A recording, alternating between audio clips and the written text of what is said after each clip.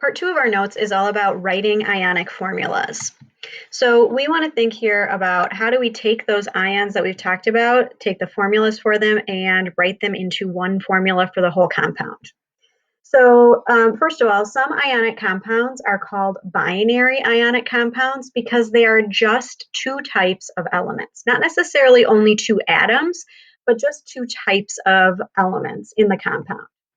Binary ionic compounds are made up of one type of metal ion that's always going to be listed first in a formula, and one type of non-metal ion, and that's always going to be listed second. So some examples would be something like NaCl, so sodium chloride, or MgBr2, which is magnesium bromide. If an ionic compound is not binary, that means there must be a polyatomic ion present. A polyatomic ion is a group of atoms that act as one ion with one charge for the entire group. So it's a whole group of atoms that have a charge. How do I recognize if polyatomic ions are present in a compound? Well, there will always be more than two element symbols in the formula. There will have to be, your, for example, positive ion, for example, here with sodium, and then your negative ion there could be your polyatomic ion, so ClO3. Each time we see that new capital letter, that represents there being a new element symbol. So we have more than just two elements in that compound. And then NH4Cl is another example. NH4 is the polyatomic ion ammonium and is paired up with the chloride ion. So here's a list of the polyatomic ions that will commonly be used in this class. You'll want to keep this list handy. So we have put it into Schoology for you, but it wouldn't be a bad idea to make sure you keep a copy of this maybe in your notebook. You'll notice that they have certainly different names, different endings to those names. You'll notice they have different charges depending on what they are. There are some that are similar to each other, but they're different maybe in their subscript here. And then their ending is different. So we see some things that have those similarities, and we kind of see a series of them that can maybe be alike, but their endings will have to be different for each of the names. So you'll want to be careful when you're looking at those and looking at the names to make sure you're, again, picking the right ones.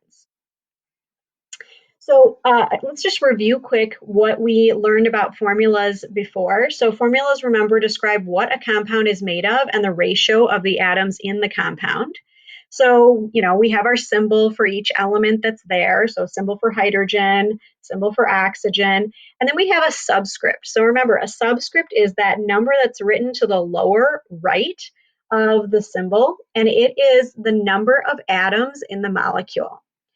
If we have just one atom of that particular element, there's just going to be no subscript. We're not going to write the one in there.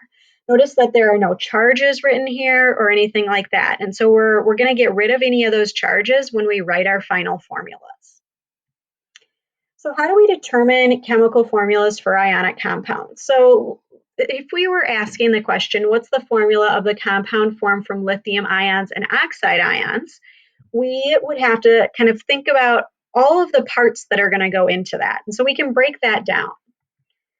So the first step would be to start by writing the symbols for the ions side by side. We're going to write the positive ion or the cation first.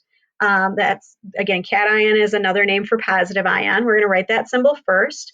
This will be either a metal or the ammonium ion, so that NH4 plus ion. That's the only positive ion that you guys are going to work with.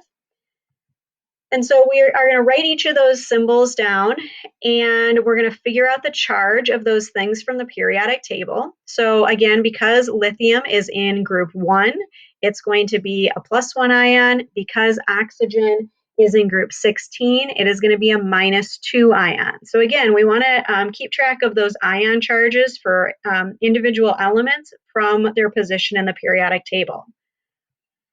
Overall, then, the compound must be neutral.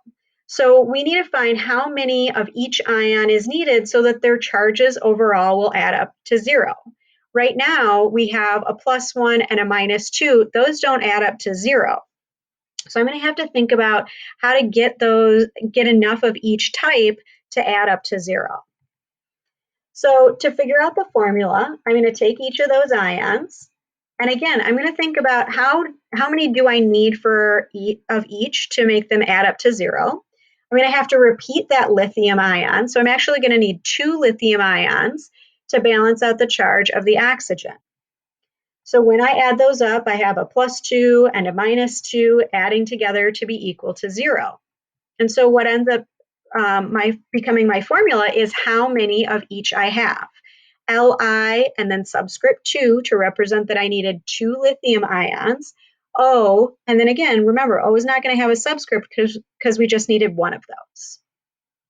Now, there is another thing that we can do to think about writing these formulas, and there's a shortcut called the crisscross method. And you can kind of think, some of you might be used to doing this in workouts. Okay, you're kind of doing this cross step here.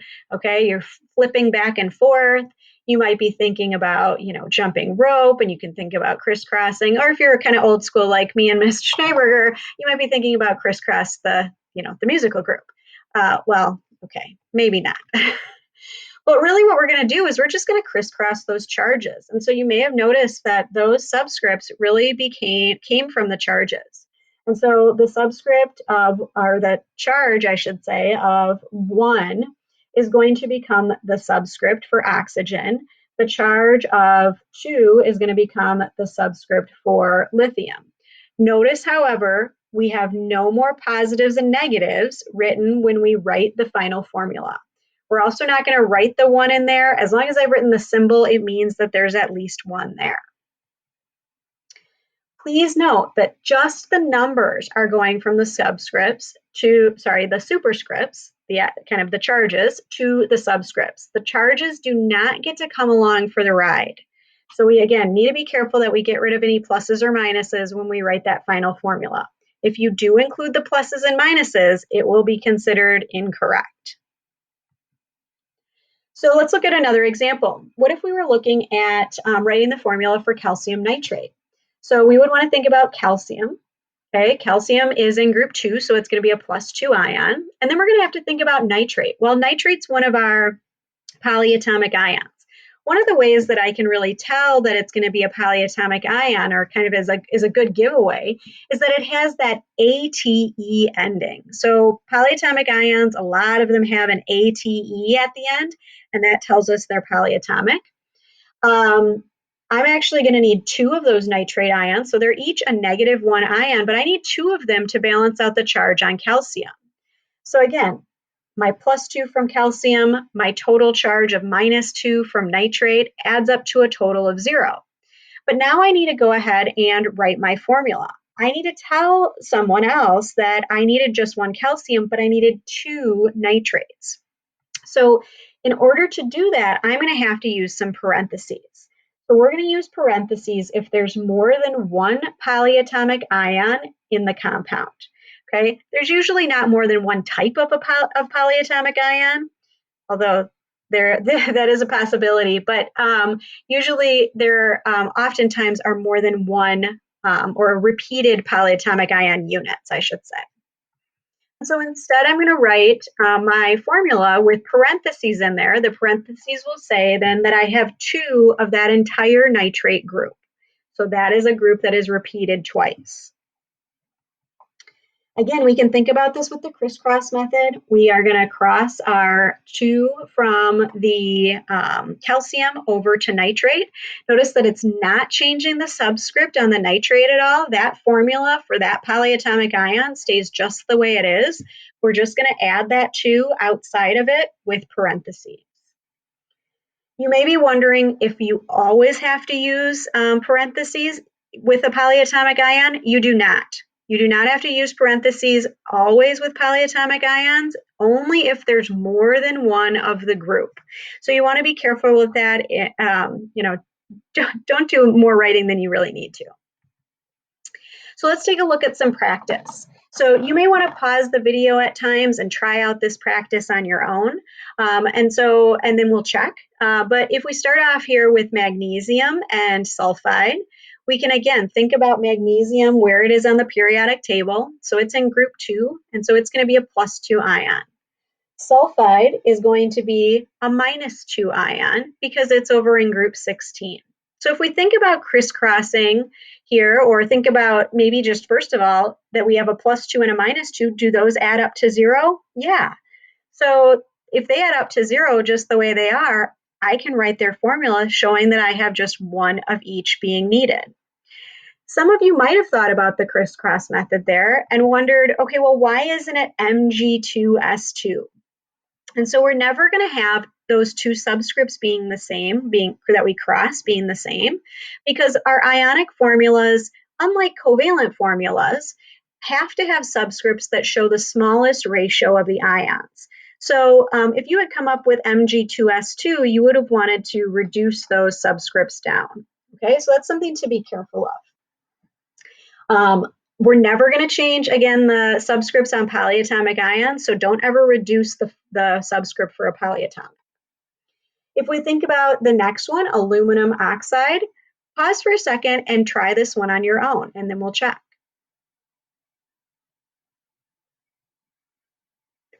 Okay, so aluminum is in group 13. It's a +3 ion.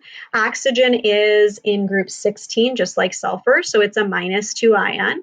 So again, this is a good one to look at for the crisscross. We will end up with Al2O3. The next one you might be wondering about. This is showing something that's different than what we've seen before. So here we have iron, and then we have this Roman numeral 3 in parentheses. And the Roman numeral is only something that you will see with those transition metals. Well, what was it again that we said about those transition metals? Well, they can't, we can't really predict their oxidation numbers as easily as we can for the main group elements, okay? And so we have to tell people what the charge on the ion is using Roman numerals. So the Roman numeral tells us and tells anyone what the charge is for that particular transition metal ion. So I'm just going to translate that then into a charge. So Fe plus 3. Fluoride is over then in group 17, so that's going to be a -1 charge. So the formula for this compound would be FeF3.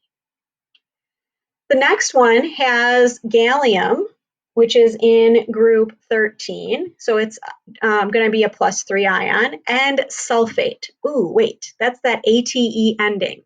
So sulfate, I'm going to look back at my list of polyatomic ions and find the formula for that one. So that is SO4 -2. So again, we're going to crisscross those charges. My gallium is going to get a subscript of 2, and then I need to say that I need 3 of those sulfate ions. So I do have to use parentheses for this one. Try the next one, pause and try the next one on your own, and then we'll check.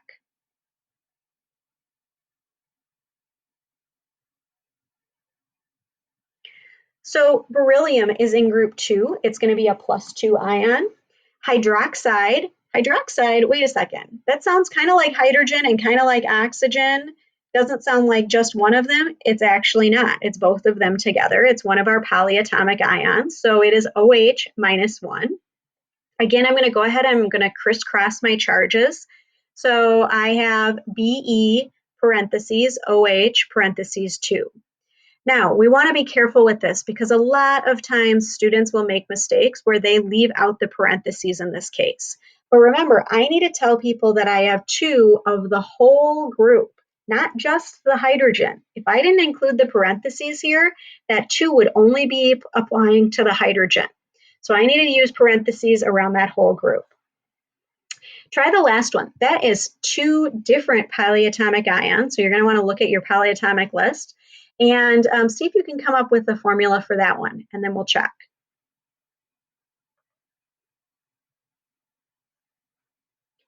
So ammonium is really the only positive polyatomic ion that we will commonly deal with. So that has a formula of NH4 + 1. Phosphate has the formula PO4 -3. Again, I'm going to go ahead and I'm going to crisscross my charges. Now, some of you might be seeing those subscripts down there. Oh, those subscripts are both 4. We're going to end up canceling those out. No way. I'm never going to change the subscript on a polyatomic ion.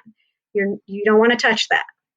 So I'm just going to go ahead, I'm going to crisscross my charges there, and my ammonium ends up with a subscript of 3. Again, I do need to have that in parentheses, and then I have the PO4 listed after that. So again, the positive ion is always first, the negative ion is always second.